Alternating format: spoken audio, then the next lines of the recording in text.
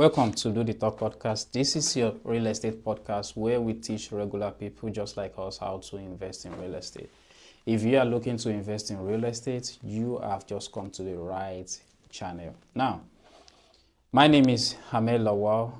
My co-host here is Ibrahim. Ibrahim, how are you doing today? I'm doing very great. It's another episode, another day. Thank you for watching us. One thing we need from you, please. You are the one that is boosting our morale. Yeah. Of course, this is very challenging because we come here and we educate you guys for free. What we need in return, please, is to help us. Help us share this video. Help us share with your friend, your family, your co-worker. Click like button. And, because the algorithm likes it, of course, they boost it when everyone liked and shared the video. It will help us to reach many more people. And of course, everyone will benefit from this. If you are a landlord, you currently own a home, you are a tenant, it doesn't matter. Or if you are looking to becoming an investor, this is the channel for you. So please, please, please share this video. It is free. You are going to help us a lot. And that will be much and so much more appreciated, please. So today's topic, we are trying to look into why it is important to research the economic activity in an area before you purchase a home in that area. Now, this applies to an investment property and also a single family home. Yeah. Economic activity of an area matters a lot. That will help you to determine how things are going to go, or in the meantime, how things are going. So Ahmed, I'd like you to start out on this. Why is it important to make that research before you purchase a home? Well, so thank you, Ibrahim. For what it's worth, I think it's all about risk management. Because you want to invest a lot of money, you don't just do it and just dump that money in the gutter. You won't do that, right? Yeah. So that is the same way if you don't research the economy activities of the area. Like, it's just like you are dumping your money in the gutter. We've known of so many good area that becomes bad overnight. People moving out of there, and the people that have houses there have less competition now. Their house is worth less because there's no demand and all that. So all these factors are the reason why. But the major is risk management. You want to mitigate your risk. What are the things you need to look for if you are researching an area? You need to look for employment opportunity, jobs around the area. Do they have bigger hospital? Do they have big warehouses? Do they have factories? Do they have research institute? All these things are what constitute opportunity around the area. Is there any military base around the area? Is there any? What is the government doing for future development? When you look at all this, you are mitigating your risk. You're going to be able to live there and work there. You'll be able to afford the mortgage. That is one. And if you are renting it out, you are sure that you'll be able to find a credible tenant that will be able to pay you all year round. Another one for me is future development and infrastructure. What is the city looking to do in the next 10 years, 5 years? What is the trajectory of growth for that city? What is the infrastructure? What are they building?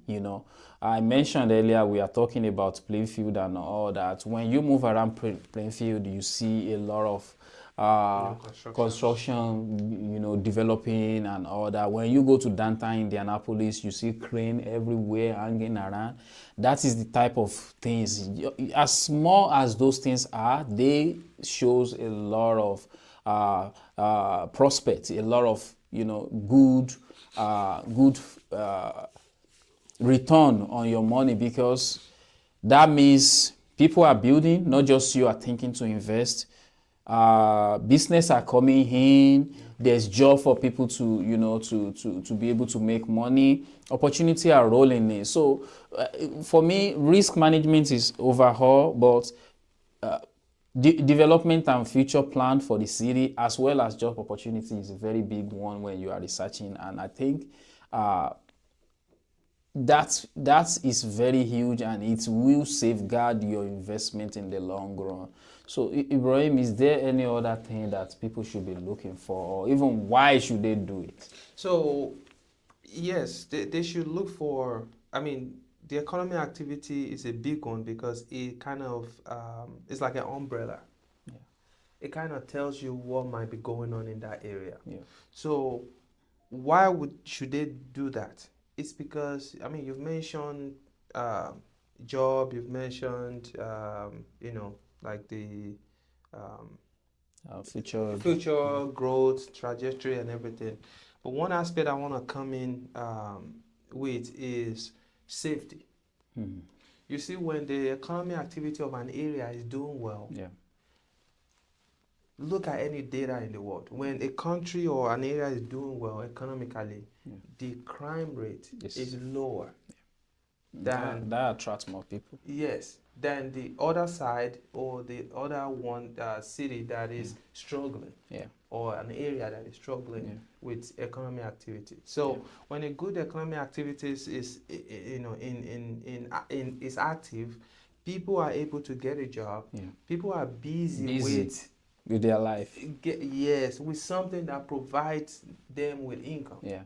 and they have little or no time to think about crime. Mhm. Because they have at least the sufficient fund to do some things that are, that might be a pain to them. Yeah. Of course, we always want more money. We always want more resources. However, at least if the average in that area is still making an amount that is sufficient to at least feed them and their family, then there will be less crime in that area. Now, we are not saying the entire area will be crime free. Yeah. No, but it will be very insignificant where it will not depreciate your asset. Yeah. So even if it's for investment or single family, it doesn't matter. If an economic activity is good in that area, it kind of helps you to determine the safety of that area, helps you to determine the potential of like your tenant able to get a job anytime, any day. In case, things happen, an individual may lose a job, and if in that area, if he or she lose a job and he or she would not be able to find another one, or there's no chances of that person getting another job, then you as a landlord, you are in trouble. Yeah. Because the tenant has to be able to Yeah. make money so they can pay Pay your you. bill. Mhm. So pay their bill. So having a good area with a good economic activity, a good development rolling in all the time, simultaneously, will kind of help your investment. Yeah. So I think really that's where I want to come in at, is the safety part of it, because it's all come together. The better the neighborhood, the more things will go well for Yeah. everyone who is living there. And I think you mentioned something that's it's always underrated. We really don't really pay attention to it. I've seen people approach me that say what's the crime rate of the area. Even me as a landlord, I would just have to go on all these city police websites to see what it is, what's going on. Then I screenshot it and send it to them. So literally, if it is bad, do you think I'm going to be able to share with them? And potentially, the people that are asking that question, they are high hand earner that just need a very safe place to stay and enjoying their life and don't have to worry about all these burglaries and things that can disturb or derail them from being focused on what they want what they want to achieve. Yeah. So you mentioned safety is really huge. And when you have a booming economy, when the city have something going and everybody is busy literally, when you are making money, you forget crime. That's how I see it. Yeah. When people are making money, because money tend to give us this feeling of I don't want to die. Yeah. So people stop taking chances on Unnecessary unnecessary chances, yeah. unnecessary things like getting themselves involved in all these things. So I think that is a very very great point, and I don't have anything to add. Future development, we've mentioned economy, we've mentioned jobs, security is huge.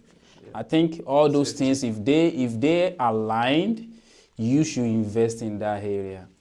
If they don't, if one is missing, you just have to make your decision based on are you able to give up on that, or what works for you and why not. But for me, I always look for future opportunities. That is it's no there's no exception for that for me. Crime rates, depending on how high it is, I can play around with it and see how comfortable I am with it. But future growth is one thing that I don't joke with. If I am able to get my hands on something that have a very high potential, I will hold on to it. And because we all know that in real estate, where you make money is on the long game, not just not just right now, and because imagine a company just service next to that your property, and before you know it, it's hiring 10,000 employees. That is 10,000 people coming into that your neighborhood. That means 10,000 people are going to be competing for whatever is available in that area. That means that your house can triple its price.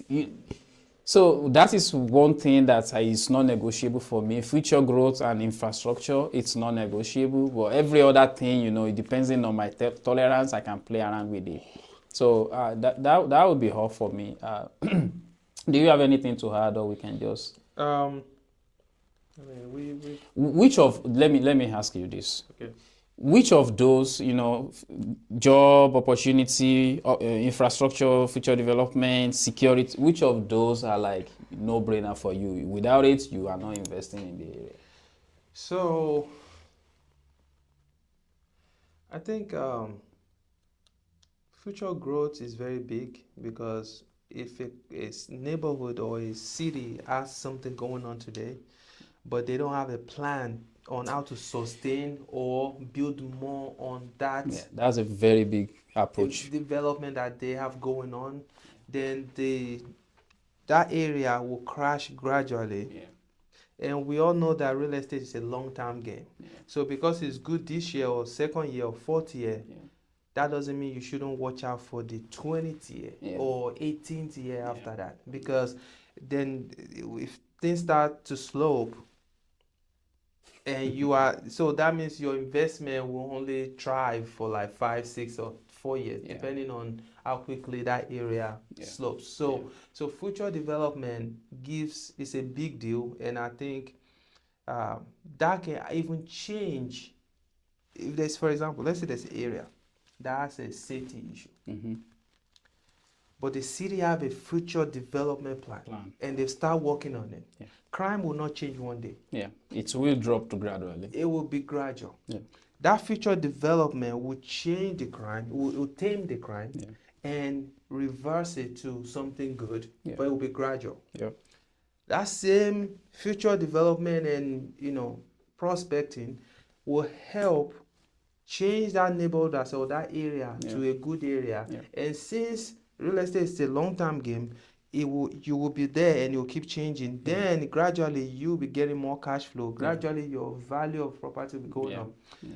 I would rather take that than it's sweet today and tomorrow is down sloping. Thank you for coming in that way, because I never thought about it that way, but I just know what I want. That future growth is something that I don't want to joke with. It's the most important, because no matter what they are going through right now, if there's a visionary leader that takes power, like become a mayor or the governor or something, they can reverse that problem. Yeah. If they are very visionary. And We've all seen how Indianapolis downtown used to be. Yeah. We've all seen how it is right now. Yeah. Yeah. So it's a job of a visionary leader, just like you said, and everything has turned around. Like literally, nightlife, you can walk around, see the Indianapolis downtown now, and there's no there's no hey who's there and all that. There's nothing like that. So yeah, if the city have a plan, your investments, even though it might look sketchy right now, it's going to one day turn around and pick up. So yeah, that's a very good one. But if you don't look at the future, if they don't have future plan, let's say they are booming now, they have everything going on fine right now, and they just slide down and they keep going that way. It can quickly become a ghost town, and you'll be left with whatever you get. Anyway, if people want to reach out to you, Ibrahim, how can they do that? Yes, kindly go to my website www.ibrealtor.us. You'll see the phone number. My phone number is there, direct phone number. Yeah. WhatsApp, social media, Instagram, TikTok, and all that is there. Just reach out to me, DM me, call me, text me, anything concerning real estate, I'll take care of you. So, absolutely. So if they want to reach out to you, how can they reach out to you? Yeah, you can go to aziopm.com, HAZIOPM.com. You can see our inventory, available property, and if you want to, manage your property with AZIOPM, then let us know. We will be able to help. And if you're a social media person, you can always slide into our DM. It's AZIOPM on Instagram, TikTok, Facebook, and we will take care of your need as quickly as we can. Until next time, peace.